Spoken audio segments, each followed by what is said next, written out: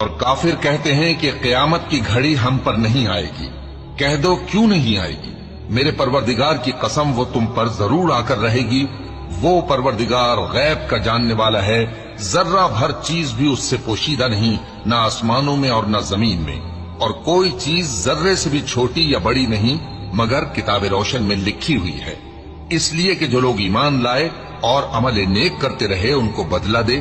یہی ہیں جن کے لیے بخشش اور عزت کی روزی ہے، اور جنہوں نے ہماری آیتوں کے بارے میں ہمیں ہرانے کی کوشش کی ان کے لیے سخت درد دینے والے عذاب کی سزا ہے۔